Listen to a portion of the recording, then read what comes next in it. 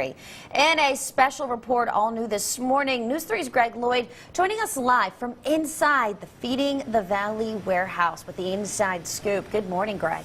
Good morning, Christina. You know, Feeding the Valley has been nourishing the stomachs and souls of people in our area since 1983. And it takes a tremendous dedication not only from the staff that works here, but also from volunteers. We also want to give you some statistics to put things in perspective. Stewart County here in Georgia ranks among the 2 poorest counties in the state. On a nationwide level, it's among the top 5. With statistics like these, it's very easy to see that it takes a commitment from us all to continue feeding the valley. And think about trying to go to sleep at night without having anything to eat. Kevin Johnson and his colleagues at Synovus have thought about that. So that's why they're here on this steamy Georgia afternoon. They've traded their business suits for t-shirts to volunteer at Feeding the Valley. So to be able to package up just some care packages for folks that are down and out, I think it makes a world of difference to them.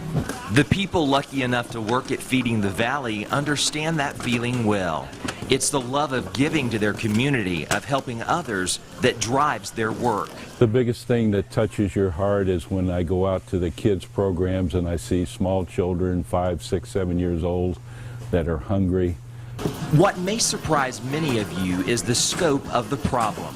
Exactly how many of our neighbors and friends in the Valley area are going hungry. An estimated 84,000 people in the 14-county area served by Feeding the Valley is considered food insecure.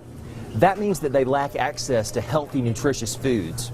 Of those, an estimated 32% are children and teens. Georgia ranked 4th highest in the state in terms of food insecurity for children in 2014. According to the USA Today, these startling numbers bring perspective to why the hunger problem is so severe in our area and why the need for food and monetary donations is so great for Feeding the Valley. We have trucks, we have people we pay wages to, benefits, utilities, all of those type things. Our trucks travel anywhere from 200 miles a day round trip to local, so we have a lot of expenses. With expenses and demand high, Feeding the Valley always has room for volunteers. We got a total of 20 employees that work here, so we always need volunteers. Volunteers like Kevin Johnson and his co-workers who realize that a little selflessness goes a long way.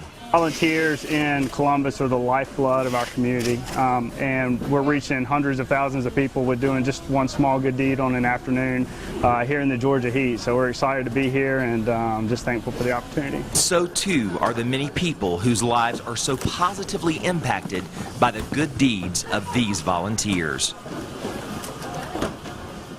And joining me here live now at the Feeding the Valley warehouse is the president and CEO, Mr. Frank Shepard. Mr. Shepard, we want to say thank you for getting up so very early and joining us this morning. Thank you, Greg. Appreciate having you here. Well, we're honored to be here. And Mr. Shepard, one of the first things I wanted to ask you is earlier we talked about how much food is here, but it goes away so quickly. Tell us how that happens. Okay. It does. The warehouse holds about 700,000 pounds of food at any one time, but we're now distributing 650,000 pounds every month, so it really only is about 1 month's supply. So it's a very busy place here with our trucks constantly on the road to our food donors, picking up food donations or bringing them in so we can make them available for our partner agencies to purchase the food and also to use the food to feed children through our children's programs. Mr. Shepard, real quickly here, the last question. What can people do if they want to volunteer and get involved and help?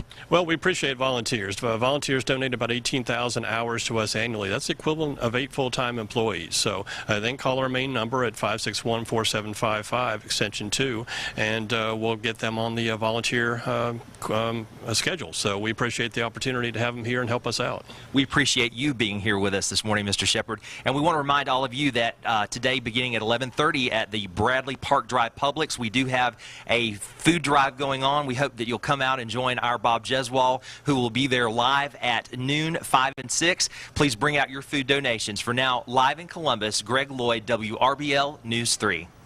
Great story. Thanks, Greg. 5 minutes past